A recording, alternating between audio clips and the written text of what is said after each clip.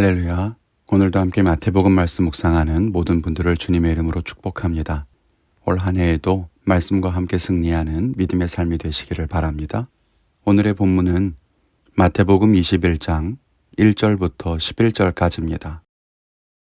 그들이 예루살렘에 가까이 가서 감람산 벳바게에 이르렀을 때에 예수께서 두 제자를 보내시며 이르시되 너희는 맞은편 마을로 가라. 그리하면 곧 매인 나귀와 나귀 새끼가 함께 있는 것을 보리니 풀어 내게로 끌고 오라. 만일 누가 무슨 말을 하거든 주가 쓰시겠다 하라. 그리하면 즉시 보내리라 하시니 이는 선지자를 통하여 하신 말씀을 이루려 하심이라. 일러스되 시온 딸에게 이르기를 내 왕이 내게 임하나니 그는 겸손하여 나귀 곧 멍에 매는 짐승의 새끼를 탔도다 하라 하였느니라. 제자들이 가서 예수께서 명하신 대로 하여 나귀와 나귀 새끼를 끌고 와서 자기들의 겉옷을 그 위에 얹음에 예수께서 그 위에 타시니 무리의 대다수는 그들의 겉옷을 길에 펴고 다른 이들은 나뭇가지를 베어 길에 펴고 앞에서 가고 뒤에서 따르는 무리가 소리 높여 이르되 호산나 다윗의 자손이여 찬송하리로다. 주의 이름으로 오시는 이여 가장 높은 곳에서 호산나 하더라. 예수께서 예루살렘에 들어가시니 온 성이 소동하여 이르되 이는 누구냐 하거늘 무리가 이르되 갈릴리 나사렛에서 나온 선지자 예수라 하니라. 아멘. 예수님이 예루살렘에 입성하는 장면은 사순절, 특히 고난주간이면 빠지지 않고 묵상하게 되는 말씀입니다. 예수님이 나귀를 타고 입성하셨다. 그리고 사람들이 종려나무 가지를 꺾어서 호산나를 외쳤다. 라고 하는 것은 너무 유명한 말씀이죠. 예수님이 나귀를 타신 것은 5절에 보니까 스가랴 말씀을 완성하는 그런 이유가 있었습니다.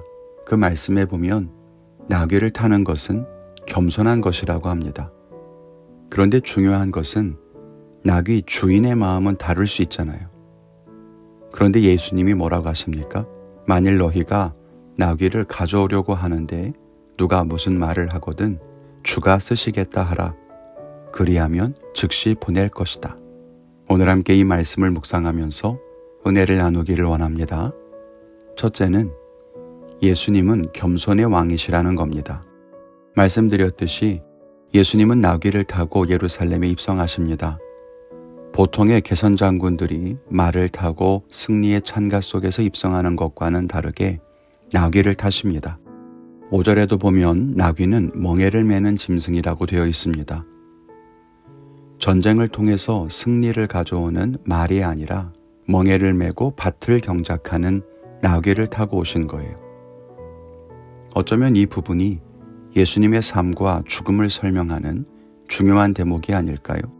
예수님은 사람들이 기대하는 것처럼 로마를 몰아내고 정치적인 독립을 이루시는 분은 아닙니다. 어쩌면 돌과 같은 우리의 마음을 기경하고 죄로 인해서 죽은 땅에 생명의 씨앗을 뿌려서 그 안에 영생의 열매를 맺게 하시는 분이시죠. 다른 사람들이 자기의 영광스러운 모습을 드러내고자 한다면 예수님은 자기의 모습은 낮추고 철저하게 낮은 모습으로 사람들 사이를 지나가십니다. 누가 봐도 왕이라고 하기에는 초라하죠. 그런데 사람들은 그런 예수님을 향해서 호산나 다윗의 자손이여 라고 노래합니다. 이 말의 뜻은 예수님이 메시아로 오셨다는 것을 의미합니다. 비록 사람들의 생각은 다를 수 있었지만 그 노랫말은 진리였던 거죠. 예수님은 겸손의 왕으로 우리에게 오셨습니다. 그분은 우리를 위한 섬김의 삶을 사셨습니다. 예수님은 만유의 주인이시고 온 우주의 왕이시지만 우리에게 오실 때 철저하게 낮은 모습으로 오셔서 우리를 위해 죽으셨습니다. 예수님이 낮아지심으로써 우리는 높아지고 예수님이 죽으심으로써 우리가 생명을 얻고 예수님이 비움으로써 우리가 얻게 되었습니다. 그 신비를 이루신 것이 바로 예수님의 겸손입니다. 우리가 이런 예수님으로 인해서 감사하는 마음을 가져야 할 것입니다. 그리고 또 우리는 다른 사람들에게 겸손한 태도를 갖고 있는지 돌아봐야 합니다.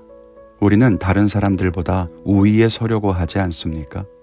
지난 묵상에서 천국에서 다른 사람들보다 높은 자리에 앉고 싶어 했던 제자들의 그런 마음처럼 우리도 예수님을 잘 믿어서 높은 곳에 서고 싶어 합니다. 그러나 우리가 겸손한 자세를 가질 때에 오히려 사람을 살리고 놀라운 기적을 보게 되는 것을 알아야 할 것입니다. 둘째는 우리는 순종의 종이 되어야 한다는 겁니다. 앞서 말했듯이 예수님이 나귀를 쓰신다고 했을 때 두말하지 않고 나귀를 내어줄 사람이 어디 있을까요? 그런데 예수님은 주가 쓰시겠다고 하면 즉시 보낼 것이라 이렇게 말씀하셨습니다. 정말 그랬을까요? 그랬으니까 예수님이 나귀를 타고 입성하실 수 있었겠죠. 제자들이 힘으로 나귀를 뺏은 것은 아닐 겁니다. 그럼 우리는 나귀 주인의 마음을 생각해 봐야 합니다. 그는 과연 어떤 마음으로 자기 나귀를 내어드렸을까요? 이것이 어떤 의미라는 것은 알았을까요? 잘 모르겠습니다. 아무것도 기록되어 있지 않아요. 어떤 사람은 이미 예수님과 나귀 주인 사이에 어떤 약속이 있었을 것이다, 그렇게까지 말하기도 합니다.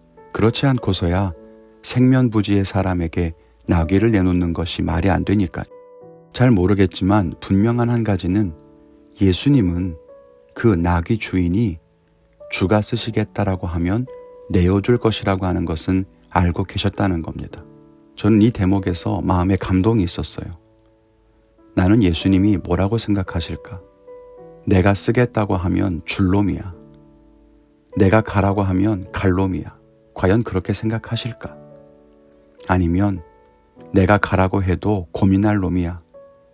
내가 쓰겠다고 해도 자기 손에 움켜쥐고 있을 놈이야. 그렇게 생각하실까요? 우리는 예수님 앞에 순종하는 종이 되어야 합니다.